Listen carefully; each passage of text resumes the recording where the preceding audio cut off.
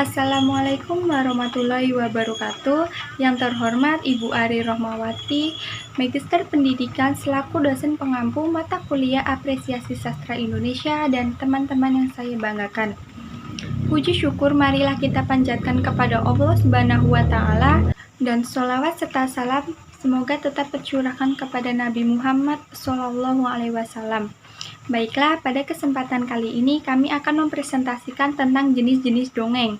Saya Melisa Karenina dengan NIM 056 sebagai moderator sekaligus presentator dalam presentasi kelompok 9 kali ini. Sebelumnya saya akan memperkenalkan anggota kelompok 9. Yang pertama, Ajeng Anissa Amani dengan NIM 209, Bagas Valentino dengan NIM 076, Nita Anggraini Putri dengan NIM 052 dan Meli Apriliani dengan NIM 051. Baiklah, langsung saja kita mulai video presentasinya. Pengertian dongeng. Dongeng merupakan cerita hayalan yang tidak benar-benar terjadi. Dongeng adalah cerita yang dikarang oleh seseorang dan diceritakan kembali oleh orang-orang. Dongeng juga terdapat nilai ajaran moral dan kebenaran. Fabel adalah dongeng yang menceritakan watak dan pribadi manusia melalui karakter hewan. Ciri-ciri fabel, yang pertama, tokoh utamanya adalah hewan atau binatang. Yang kedua, setiap tokoh layaknya seperti manusia yang dapat berbicara dan berpikir. Yang ketiga, alur ceritanya sederhana dan biasanya pendek. Legenda adalah jenis prosa naratif yang dianggap pernah terjadi oleh si pencerita dan pendengarnya.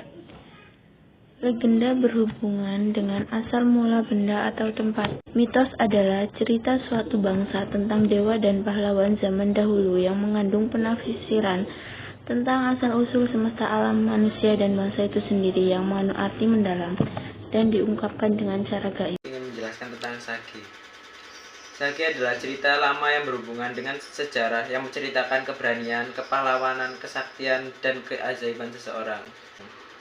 Parabel. Parabel adalah jenis dongeng yang kisah ceritanya mengandung nilai-nilai pendidikan, moral, agama, atau nilai pendidikan lainnya yang disampaikan secara tersirat. Hikayat berasal dari hikayah yang memiliki arti kisah, dongeng, atau cerita. Hikayat ini adalah dongeng yang umumnya diceritakan dalam bahasa Melayu. Tema yang diangkat ke dalam karya sastra hikayat ini pada umumnya mengisahkan tentang kepahlawanan atau kehebatan seorang dengan keajaiban dan mukjizatnya. Latar dalam kisah-kisah yang dituliskan ke dalam hikayat kebanyakan adalah latar zaman dahulu seperti kisah kerajaan, sehingga hikayat juga disebut sebagai prosa lama yang banyak ditemukan dalam bahasa Melayu. Dongeng jenaka ialah dongeng yang berunsur lelucon sehingga dapat mengakibatkan candaan atau tawaan untuk pendengarnya.